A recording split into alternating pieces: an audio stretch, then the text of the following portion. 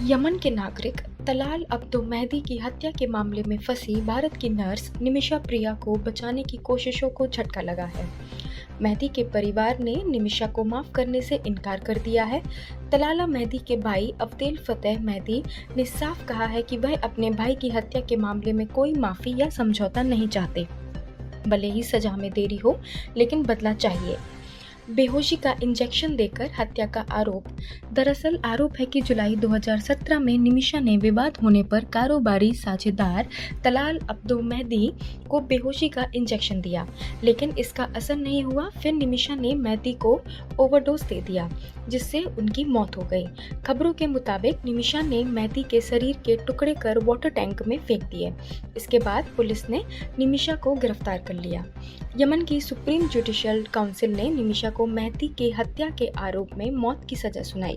निमिषा ने यमन की supreme court में माफी की अपील की, जिसे 2023 में खारिज कर दिया। राष्ट्रपति रशद ने भी 30 दिसंबर 2024 को सजा को मंजूरी दे दी। निमिषा को 16 जुलाई को मौत की सजा दी जानी थी, लेकिन उसे बचाने की शुरू हुई कोशिशों के चलते इसे फिलहाल टाल दिया गया है। इसी बीच बीबीसी अरबी को दिए एक इंटरव्यू में तलाल मेहदी के भाई ने कहा कि हम शरीयत कानून के तहत किसास यानी बदले की मांग कर रहे हैं। निमिषा को मौत की सजा मिलनी चाहिए। मेहदी ने कहा कि चाहे कोई भी कितना दबाव डाले या मिन्नतें करे, हम क्षमा नहीं करेंगे और ब्लड मनी, खून के बदले दी जाने वाली रकम नहीं लेंगे।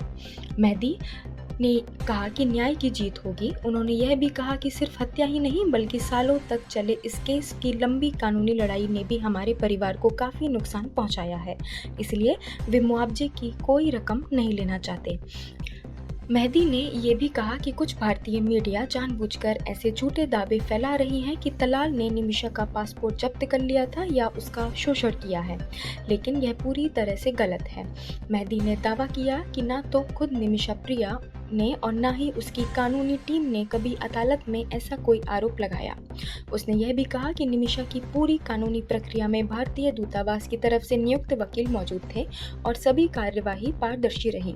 मेहदी ने भारतीय मीडिया पर यह भी आरोप लगाया कि वह दोषी को पीड़ित के रूप में प्रस्तुत कर रही है। मुस्लिम धर्मगुरुओं के प्रयास से टली फांसी।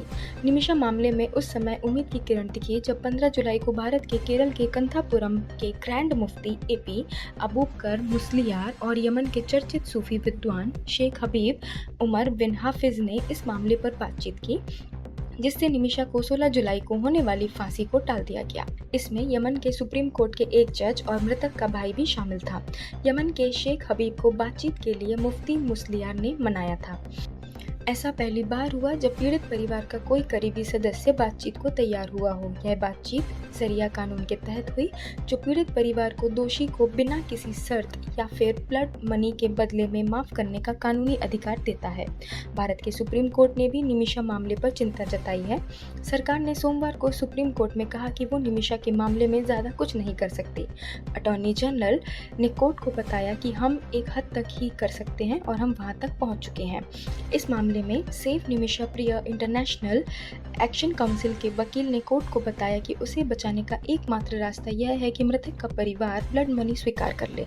पीड़ित के परिवार को 10 लाख अमेरिकी डॉलर लगभग 8.5 करोड़ रुपए की पेशकश की गई थी, लेकिन उन्होंने इसे ठुकरा दिया है।